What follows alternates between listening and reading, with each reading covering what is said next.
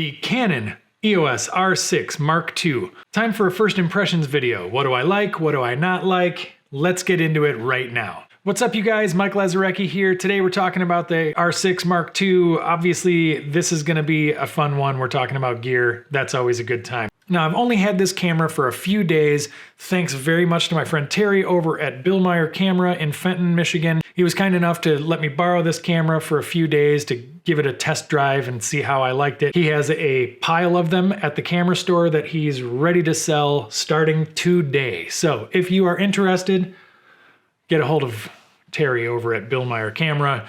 I'm sure he will be happy to hook you up with one of these guys. To get started, let's go over some of the specs. We're just gonna touch on the heavy hitter specs, the ones that I think really matter the most to everybody. Let's move on. So to start with, in the R6 Mark II, now you have a 24 megapixel sensor instead of a 20 megapixel sensor, which was in the Mark I. It's gonna give you a little bit more resolution on the stills side, and it gives you a little bit crisper video if it's downsampling from 6K. Speaking of video, we also have internal recording capability of up to 4K 60 with the option to record externally at up to 6K RAW, which that's pretty awesome, right? That's a big step up from the R6 Mark I, which was capable of doing 4K 60 in camera, but there was no 6K out or 5.7K out or anything like that. It was just what you could record in camera. So that does give you some new options from a video recording standpoint. Let's talk about autofocus for a second. The autofocus in the R6 Mark II has been upgraded to the same autofocusing system that the Canon R3 shoots with, which is this new AI-powered dual pixel autofocus Mark II, I guess you would call it. It is incredibly sticky. It is very, very good at continuous autofocus, both in video and in photo modes. I'm impressed with it. Canon's autofocus is just unstoppable right now. Speaking of similarities to the R3, in the photo burst modes, the R6 Mark II has now doubled its burst mode speed capability. The R6 Mark I was already blazing fast at shooting up to 20 frames a second with the electronic shutter.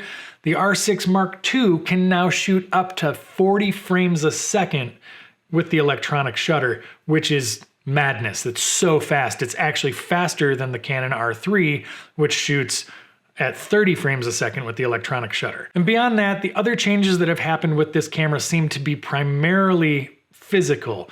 There's a couple of switches that are in different places. Ergonomically, it's about pretty much identical to the original R6. Let's talk about some of those physical changes quick. The first of the physical changes I want to point out is that the power switch has been moved from camera operators left to camera operators right on the camera. And it actually is kind of nice.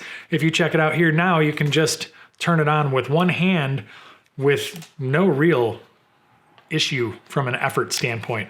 So you can easily turn on the camera, turn it off very quickly, and be ready to shoot in a snap. The other more major physical change to the camera body is that now the camera, where it used to have the power switch on the R6 Mark I, is now a toggle switch to go from photo mode to video mode super quick as well.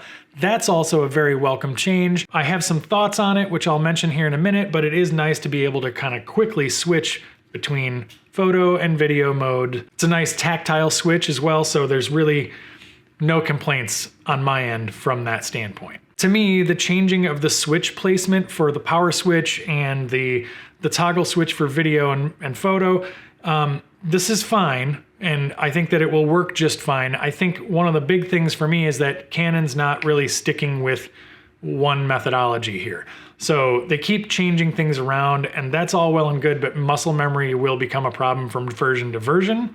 So you have your power switch now here where it used to be over here, and it's an improvement, but it's something where I feel like this selector dial for photo and video could have very nicely been placed back here like it was on the R3 and previous DSLRs from Canon, where next to the viewfinder you just had a selector switch with the record button right in the middle of it. I think that was the perfect solution. I'm not really sure why Canon has gotten away from that solution. They did bring that switch and record button option next to the viewfinder back for the Canon R3, which I think was great. I think that that's the right solution.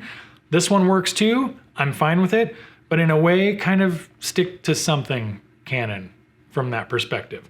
Other than that, my only gripe about the new power switch and its location is that it seems like it's pretty much stacked under this dial here, and the issue with that to me is more related to the potential for a point of failure for weather sealing. So it's probably going to be just fine. I'm sure it's been tested extensively to make sure that it holds up, but that would be about my only real complaint about really anything with this camera. Now let's get into image quality, because realistically that is where the rubber meets the road with any of these camera systems.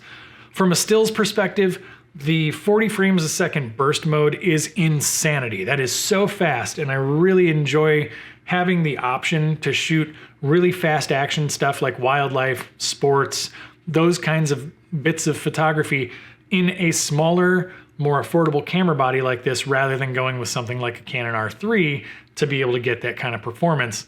It's very impressive. As far as image quality goes, from what I've been able to see since I've only had the camera for a couple of days, the image quality is excellent. It matches up with the rest of the Canon lineup. The R6 Mark I had great image quality.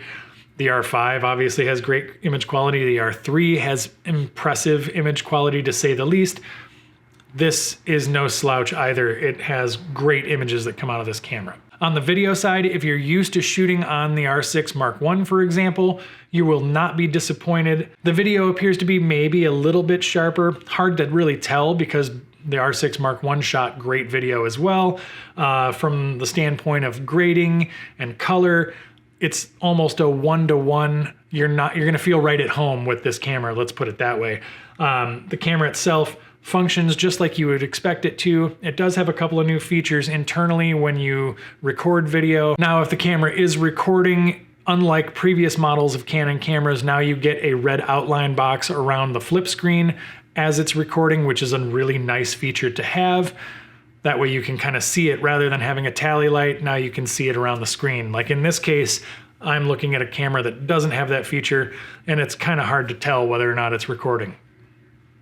It's recording. When we start to talk about the video quality, the R6 Mark I was a beast in low light. That's part of the reason why everybody was okay with the 20 megapixels, because that lower megapixel range allows the pixels to be larger and collect light more efficiently, so it is really good in low light. I shot the same scenes with the same settings on the same lens with the R6 Mark II and the R6 Mark I to compare what you would see from the standpoint of noise in low light at high ISOs. This first clip is the R6 Mark I at 20,000 ISO at f16 on the Samyang 85mm 1.4. Now this is the R6 Mark II under those same circumstances with those same settings. And then this shot is the R6 Mark I at f5.6 at ISO 12,800. And now this is the same shot with the same settings on the same lens with the R6 Mark II. Not a whole lot of difference, is there? As far as I can tell, both cameras look really good in low light. At high ISOs, they both perform incredibly well. It's pretty much amazing to me what we can pull off with these cameras now, as far as high ISO, especially in video mode. Ordinarily, I would expect any camera to be falling apart at ISO 12,800. So if you shoot weddings, this camera can certainly handle shooting in the dark. Now, aside from that, this is obviously a first impressions video. I've only had my hands on the camera for a couple of days, so it's not really been an opportunity for me to put it through its paces. But from what I can tell, compared to the R6 Mark I that I have owned for a year and a half and love shooting with, this is a very, very nice camera. If you already own an R6 Mark I, whether or not you need to upgrade is really up to you. I think from a feature standpoint, it's probably not that necessary to upgrade to the R6 Mark II. It's not that big of a difference, and I would say that a lot of the differences that do exist in the Mark II could almost be achieved by a firmware update for the Mark I. So I wouldn't necessarily go running to the store to buy a brand new one just to upgrade an old one.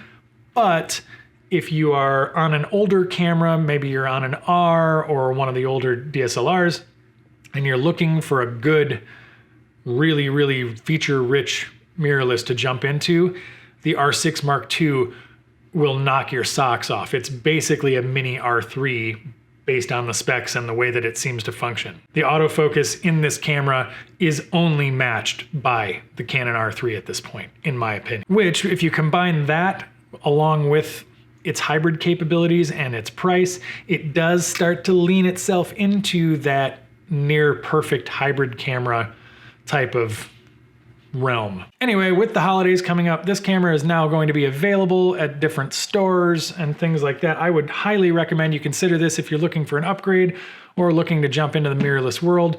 The Canon R6 Mark II is a beast. If you enjoyed this video, do me a favor and hit that subscribe button, hit the thumbs up button, and check this video out for more helpful tips. And I'll see you guys next time. Later.